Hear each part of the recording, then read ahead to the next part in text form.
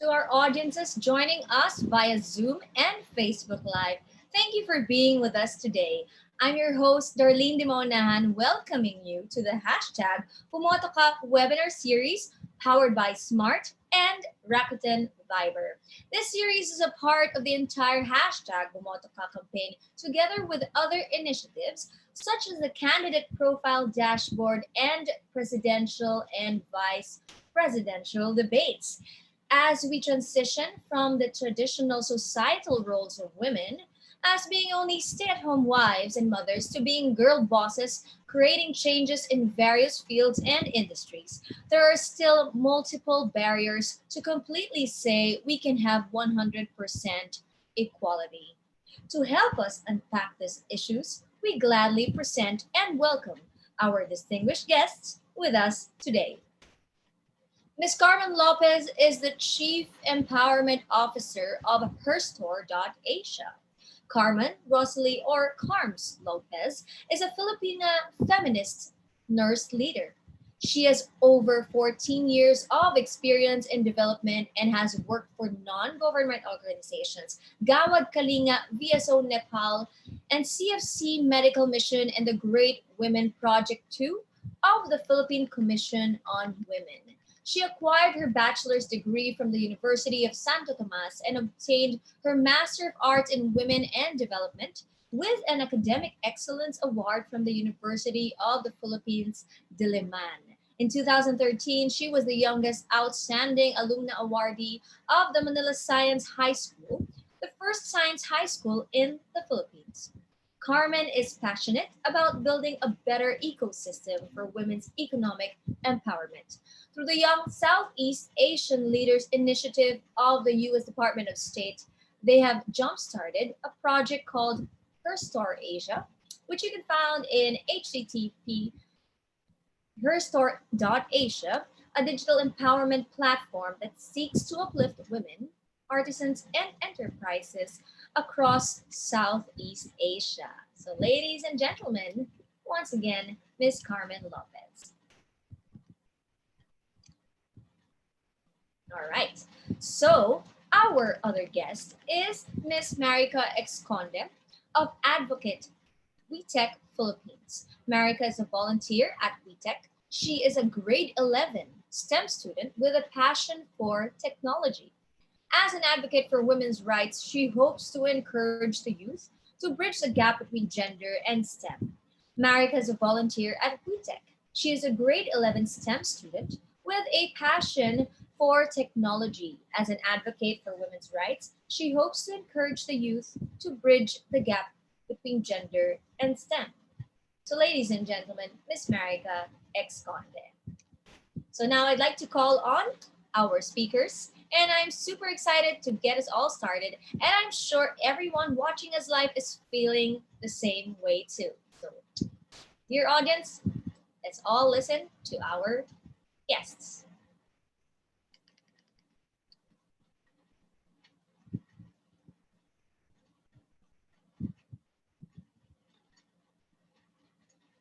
Hello, Miss Carmen and Miss Marika. How are you doing today? Hi. Yeah, good afternoon. Mayong hapon from Davao. Mayang hapon. How's the weather there? Oh, it's sunny right now. That's great. Kamusta po kayo? Okay naman. That's great. All right, and our other guests, please. Hello, good afternoon po. Hi, Miss Marika. It's nice to see you. Nice to see you din po. All right, so would you guys like to share something about yourselves before we start some panel discussion proper? Yeah. Yes. Ay, sige.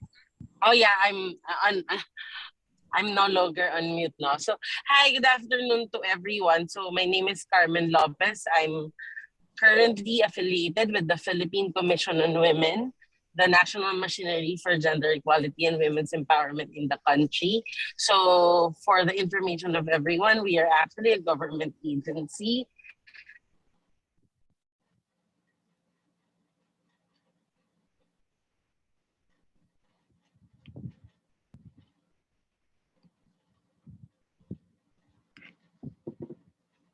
I think we lost Miss Carmen.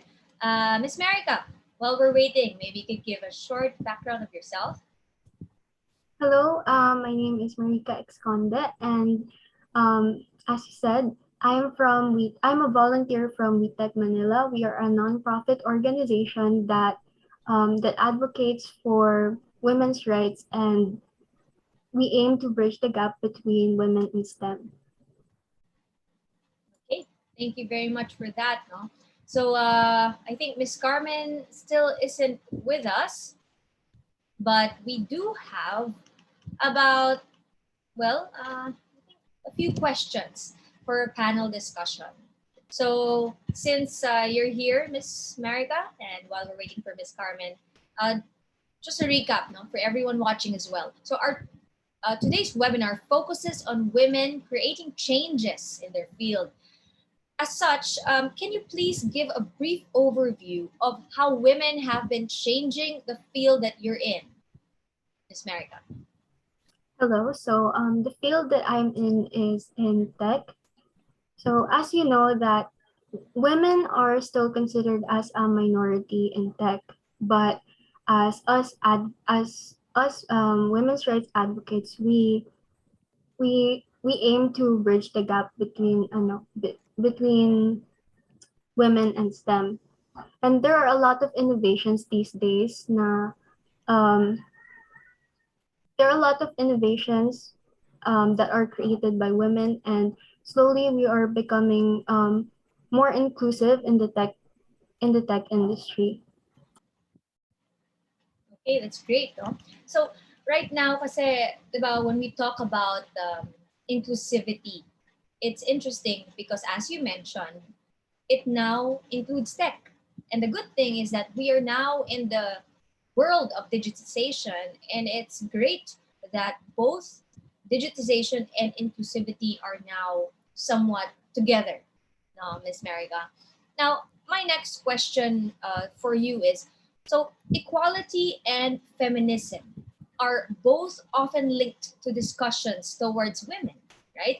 So usually women dominate a traditionally male dominated field. So what are your thoughts on how these principles were able to push further society so as to create discussions towards equality, especially in your field?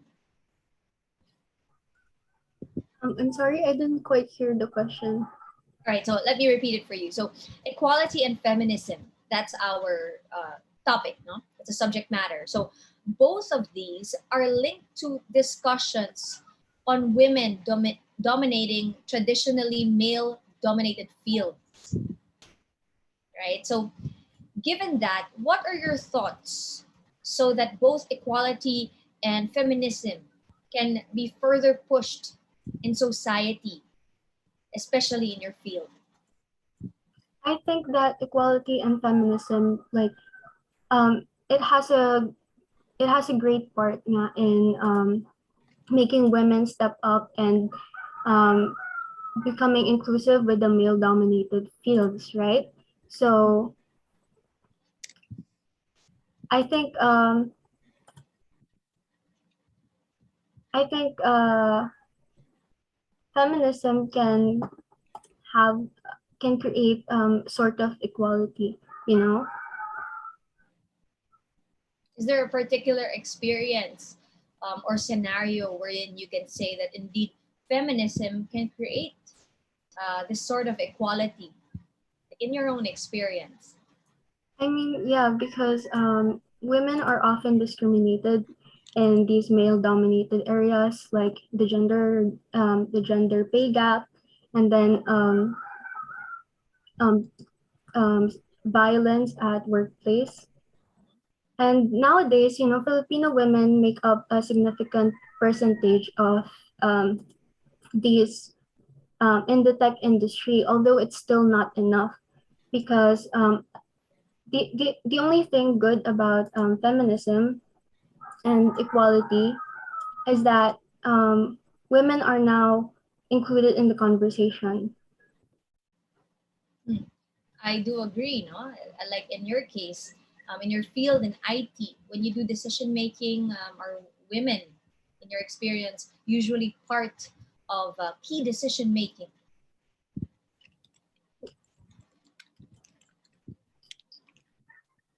Right, that sounds good. Now, you mentioned something about workplace equality. All right. So, what do you think have been the current progression that society has? And what else do you think we need to improve on?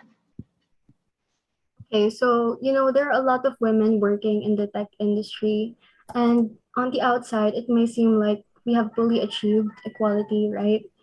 But we shouldn't just stop there because, despite the global strides that we have over gender equality, women still continue to face barriers and women still continue to face gender-based discrimination.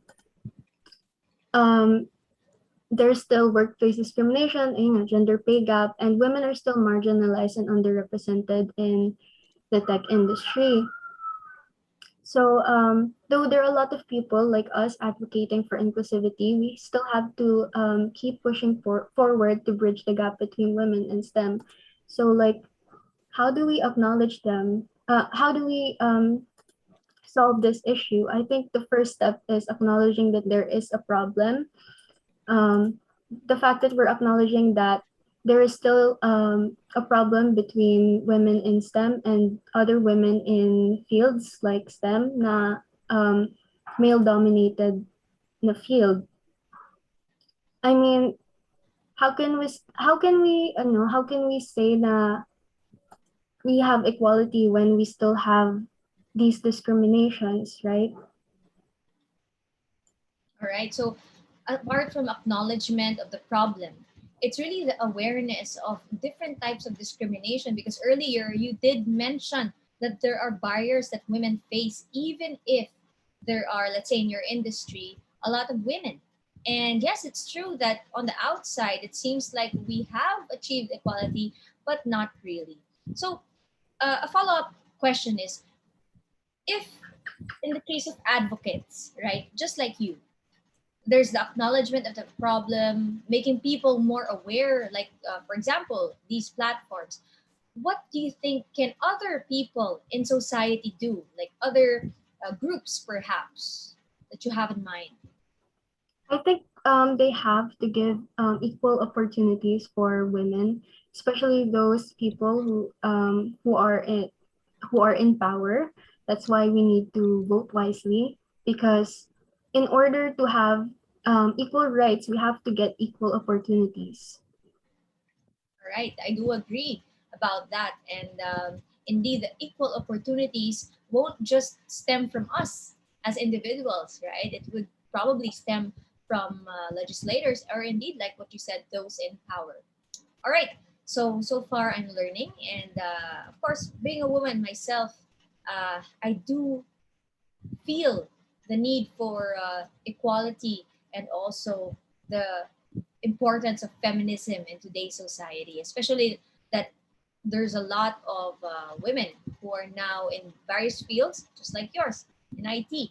So, well, this question, this last question I'd like to ask is: there are others there, uh, women, and also those who are aspiring to become leaders, right? And any words of advice to those who want to get in your field in particular? So that's entrepreneurship and technology. But then the thing is, they don't have the confidence to do so yet. Any tips? Well, getting into the tech field can be quite overwhelming, since there's always been this notion that tech is hard and it's complicated, and the other discrimination that tech isn't for girls or tech isn't for women. But in reality, that's not it. So in order, if you want to get into those respective fields, I guess first thing that you have to do is to get rid of these negative stereotypes that you associate with tech. I mean, we all gotta start from somewhere, and we all have different paces, so it's okay to be overwhelmed and like not know what's next. So in knowing these fields, you have to like take your time and explore different fields in tech step by step or like little by little. Because I've only started getting into tech just last year because I've been overwhelmed with tech. I thought that it was hard, but I've always wanted to do it, you know. So if you want to get into tech, just take your time and explore it. And you can do this by attending webinars to learn more about the specific fields so that um, you could figure out like a field that speaks to you. You can do this by attending, I'm just going to plug my organization here. By attending WeTech webinars, we have an upcoming one. It's WithCon. And then in webinars, you can also reach out to people in the respective field that you want to take on. And lastly, don't be afraid to take space and get out of your comfort zone because oftentimes we feel afraid to take opportunities because we don't feel qualified to take them. But like by all means, you know, take the opportunities anyway. Great. That's great. So far from what you were saying, it's good to start somewhere. Yes, definitely, because we can't just dream about it, right? It's good to set goals, but to take action is something else. And the one thing that you said that's very interesting is it's okay to be overwhelmed because when we're quite excited about something, like a career perhaps, and of course those who are watching, right? For those who are students perhaps, or those who want to get into that field of IT and entrepreneurship, you tend to get jittery and excited.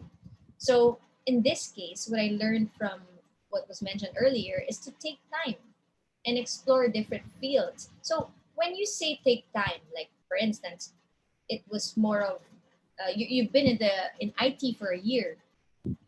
Taking time took how long for you to learn from webinars before you finally entered IT, perhaps?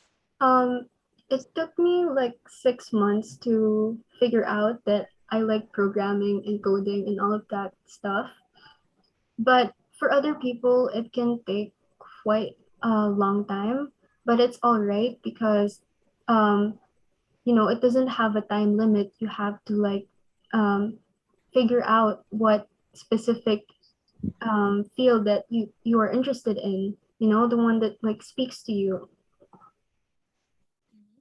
And when you said explore different fields, does it mean that it's non IT or it should be within the field of IT so that you get to know better or the learning curve is there?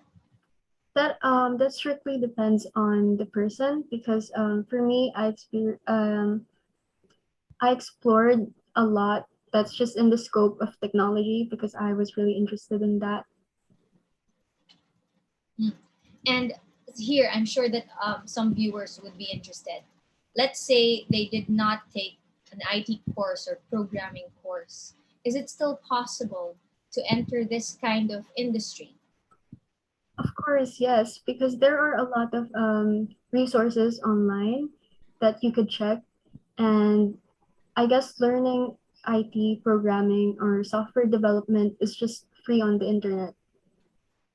Well, that's great. At least there are a lot of free webinars or learnings, right?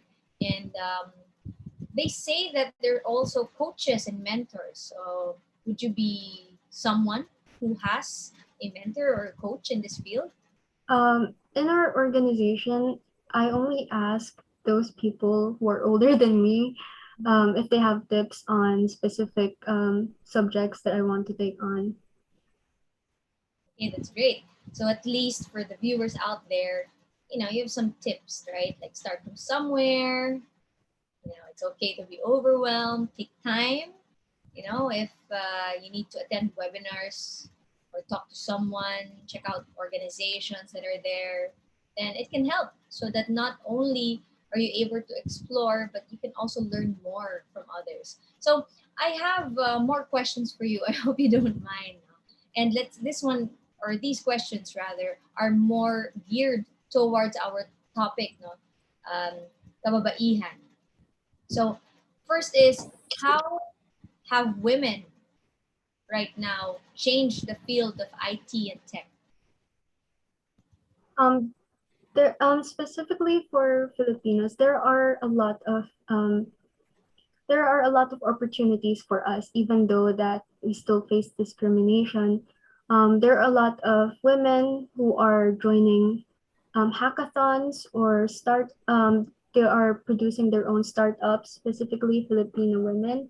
And it's not just in technology, it's also around STEM, in science, in mathematics, and in STEM, in all STEM related fields. All right. And my next question is, how can women support other women, right? Because it's important for us to have a support system no matter what. And I'm sure that those who want to enter the field are looking for a support system. So, to rephrase the question, how can women support other women who are looking into entering this field? How can women support other women? One thing is that I think it's important for us to reach out to each other because you will never know who needs help unless you reach out. All right. So, you can't be shy. You have to explore, and part of exploring and taking time and attending or learning is not just through webinars but also asking, right? Like in this case, these panel discussions perhaps. Okay, so all right, perhaps if it's okay with you, I have two more questions. Well, this topic is really something very relevant, right? So this one is a little bit more on equality again. Okay, so the question goes, how can equality be improved even in the field of IT? All right, because earlier you did mention that there are some challenges. So in IT in particular, how can it be improved? I guess you can't change it systemically unless you start with yourself. So, like I said before, awareness is really important. It's important to know that despite the strides that we took, there is still problems. So it's important to be aware in order to not discriminate other women who are interested in getting into the tech field. Because, ever since I was little, it's always taught to me that IT is for men only. And it's important for us to change that stereotype because there shouldn't be any stereotype in the first place. Anyone can get into the tech industry. I agree with that because there are some fields, right, wherein you think it's really for men. But now that you are in there are more women who are entering the field. Then, well, it's enough to it's about time to end those stereotypes. And yes, indeed, from all of the suggestions that you've been giving, you really have to start with yourself because that's where you can start, right? It's the dream, it's the learning, and it's definitely the self. So, on a bigger scale, would you say that the Philippines has caught up with other countries in terms of women equality? Really, no. Because just looking at the scope of my city, which is San Pablo City, Laguna, there is still not enough women. Women are still underrepresented, even though that we work towards equality. There are still underrepresentation, and I don't think that the Philippines is reaching the equality yet. Okay. Plus, there has been double standards whenever it comes for women, um, unlike for men here. Yeah, that's very true. And thank you for sharing that. So, the good news is, thank you for those answers, Marika. And Carmen is back, I think, in the call. Hi, Carmen.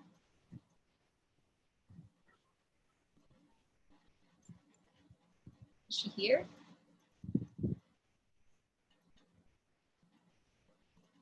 Oh, I think we still have a bit of technical problems with oh, there you are. Hi, Carmen. Nice to have you back. Hi, I hope I'm audible. I'm Yeah, sorry, yeah. my internet connection is just It's terrible okay. today. It's okay. So we were just talking about a few questions. Well, I did extend a Mhm. bit for Marika, but for you, so that we won't have problems with internet connections, Yeah, let's briefly ask you some important yeah, go ahead. stuff now. So I'll start with the first question. The first question is, since today's webinar focuses on women creating changes in their field, do you mind giving a brief overview of how women have been changing in the field that you are specifically in? Yeah. Well, specifically, I'm in gender and development. So basically, the at the forefront of the movement are women, no, seeking for empowerment and gender equality. But I think precisely what has been done in this industry is the move, no, for the various sectors affecting women. Economic, political, social. So it is about the leadership of women in these various expertise fields, industries, no, that has led to changes. So it's the participation first and foremost, no. For instance, in terms of economic, it's women joining the labor force, and at the same time, no, becoming entrepreneurs. So those are major representation, no, that women no longer are relegated to the home, but they are participating, leading, no, in various spheres. So in business, in government, so we have at least, no, someone to represent us. But I think, no, it's another issue if we're going to say that there's equal participation. So right now, what we have is representation in one way or another. I think that's very good. So earlier, what Uh-uh. Marika mentioned was inclusivity. And for you, you're highlighting that the move for various sectors is that there is a representative in each or field, Uh-uh. just like business. Yeah, that's true. And I think that's great because, well, it gives women the opportunity, the voice to be heard, at least, right? Or to be inside the the discussions for them to be able to hear or see what's happening that they can share to Uh-uh. out there. It's wonderful. Yes, that is correct. Yeah, so just to add to that, what we I mean in terms of the laws, no, governing equal participation, what we have been pushing is for instance, no, activities being implemented by agencies should have equal participation of both women and men, no, and at the same time, before activities are held, they women and men should be consulted, no, even at the community level. So the mere fact that these are in policies, no, in our own set of rules and standards here in the country, then that says a lot, no, in what we that there is so much that we desire for, no, to push for gender equality. Oh, that's great, no? And that brings me to the next question. So, equality and feminism are linked to discussions wherein it's traditionally male dominated fields that are out there. So, what are your thoughts on how principles can push society to create discussions towards equality? You mentioned equal participation and consulting both women and men, and that's one very important movement. Any other activities that can be able to push this further? Yeah, particularly, no, in terms of ensuring the consultation happens. I think, though, we always start with what we call as sex disaggregated data. So we must know, like, how many, like, you start off with a certain barangay, how many women are there, how many men are there. So when you invite them to an activity, you actually ask, no, how are they represented? So after which you go for the needs, no, the assessment of their needs, because as I mean, what we always discuss is that there women and men have differential needs, no, so we have to highlight those, no, in particular geographies. For instance, in the rural areas, there's a difference, no, women and men could be farmers, but what is the difference, no, in the lives of women and men farmers? In the urban areas they are working, no, what kind of support do they need, no? So we, if you're asking on how we can ground equality, no, we should start with analyzing the situation from ground up. So I think, no, we, the technical term for it is actually called gender analysis, but the how we do it is just as you have reiterated, no, in what I've said a while ago. It's about consulting women and men, like, what do you need at this point, no, in your life? And it varies, no, at what point in their lives are they pregnant age, you know, teenagers, are they middle-aged women, are they senior citizens? So that's how you can actually be able to reach out, no, and provide the right interventions or services. I hope I got the question correctly. Yeah. Actually, it's very Thank detailed, and what I can say is there's really a step-by-step process. No, like first you ask data, right? You get to know the environment, you get close contacts with the people in terms of consulting with them, which is great. They really get to feel that their needs are assessed. And yeah, from what you said earlier, depending on the stage of the life of the person, needs definitely vary, and also the geographic location, so many things. And what I liked about what you said, you know, the technical term of which is gender analysis, is that you really assess the situation from the ground up, from knowing each person, barangay level, and then from there coming up with a program. So everything is very, very systematic, and that's great. I mean, this is something that's wonderfully done.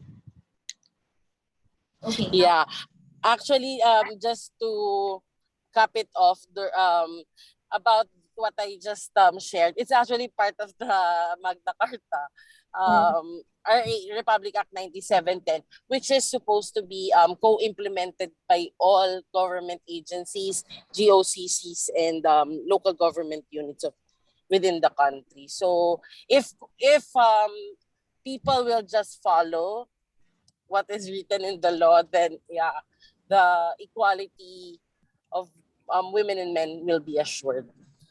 that's great, no? Now I learned about RA 9710, this Magna Carta. So, well, given that, in case of workplace equality, we do have this Republic Act, but what do you think have been the current progression of society these days, and what else needs to be improved on?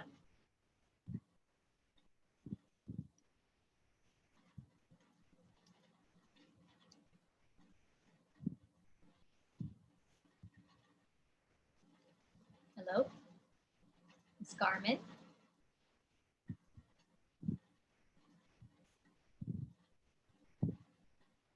Oh, we may have lost her again. But indeed, no, very interesting and detailed information that she has shared. And earlier, if we were to put together what Miss Marika mentioned, it's more on uh, feminism. So women being part of decision making, and then now Carmen said that it's equal participation, and she did share with us this process that is in RA 9710. Okay, hi, you're back, Carmen. Yes, I'm here. Yeah, I Yes, think you had an additional question, no, real question. Which is about the workplace. yes, how else can Uh, uh, what's a current progression that you see in yeah. society now, and what can be improved? Well, in terms of progress, within the last few years, I'm happy to inform everyone, just in case you're not yet aware. So we have now the expanded maternity law, so which has expanded, no, the maternity leave for women who have given birth. So we now have 105 days, although it's far from the 1 year allotted leave in other countries such as Sweden, Canada. So this is a huge win, no, for our women, no, that they can take care of their children, no, not just for 30 days, but for 105 days. So that has already been passed into law. And another law that is very important that we are all aware of is the Republic Act 11313, or the Safe Spaces Act. So it provides everyone, no, ito yung sabi natin in Tagalog, we call it the Bawal Bastos Law, no, prohibiting any form of sexual harassment, no, in public spaces, online, no, in work areas, so that catcalling, no, as simple as catcalling, um, whistling, no, after women, or yung any form of cyber attacks, no, sexual harassment on women, can be, no, punished by law. So the we are really, no, I believe that we're still number one in Southeast Asia at this point. Although I think when you say, no, how can we improve, in terms of the World Economic Forum's global gender gap, we have really we have lost our standing. Before, we were at number 5. We are now at number 17. I think there's so much to be done, no, in all spheres of society.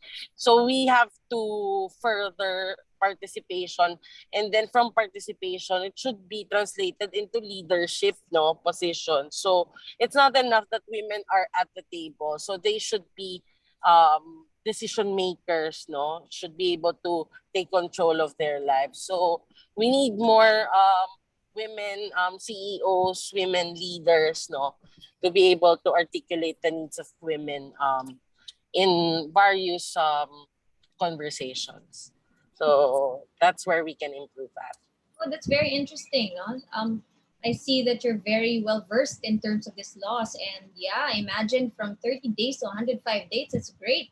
And that also, even if again you mentioned that it's far from other countries, at least we are a step getting there with the expanded maternity law. And I do appreciate, and I'm sure a lot of women, right? There have been a lot of cyber crimes, not just physical crimes. So with the Safe Spaces Act, or the quote unquote Bawal Bastos law, it's not just a virtual space, because what happens is people tend to be more, what do you call this, more confident virtually. But with this protecting our women, then we don't have to be afraid physically, but also we can be proud and confident no matter where we are, even if it's virtually. So thank you for that. One thing that was very interesting, and especially I believe for all of the legislators out there, right, and for those who are future leaders, is from that global gender gap, no, that the drop from number 5 to 17, as I've heard earlier. Yes, there is a lot to be done. And earlier, Miss Marika mentioned that, well, it's nice to vote wisely because we can have equal opportunities for women. And if we were to tie this with what you mentioned, there is so much to be done, from not just participating, right, to having a say or having a seat perhaps, but leading, to also eventually become decision makers, because from there, there's still a lot of room for improvement. So that's wonderful, Carmen. And okay, you did mention uh, or highlight that we need women leaders. So, given this, any words of advice for the future women leaders who want to get into your respective field, right? But then they don't have the confidence to do so. What can you say about that? Yeah, from my end, I think no, it has always been about grit, passion. If you would like to pursue something, you just have to reach out and grab it. Despite the challenges that you will encounter, there would be no, even if you're already a leader or in a good position of power, there will still be no challenges. But yeah, grab every opportunity that you have. And I know that's difficult, no, but yeah, think about the future, no, the potential, the possibilities. And I think, yeah, you'll be in the right direction if you will think about those. So find inspiration, really try and make a difference, no, by acting on what you believe in. So kaya, kumbaga kayang-kaya nyo yan if gugustuhin ninyo. So, yun, all the best no to our future leaders who are listening no to this conversation right now. We believe in you because you are the future. That's really nice. Yes, indeed, we believe in you because you are the future. So, just like what Miss Marika said earlier, it starts with the self. And even Carmen also supported the fact by saying that it is great passion. Finding an inspiration and making a difference is really something. And whether you are not yet a leader, and even if you are already a leader in a power position, just reach out and grab the opportunities out there because it's really great and there's so many out there. So actually, it's about 4:50. So may I kindly ask Miss Marika and Miss Carmen to kindly type in their emails and social media platforms in the chat box because I'm pretty sure that a lot of people would like to reach out to you. So once again, Miss Marika and Miss Carmen, kindly type in the chat box your email addresses and social media platforms for everyone who's watching this or joining us in this webinar to be able to reach you.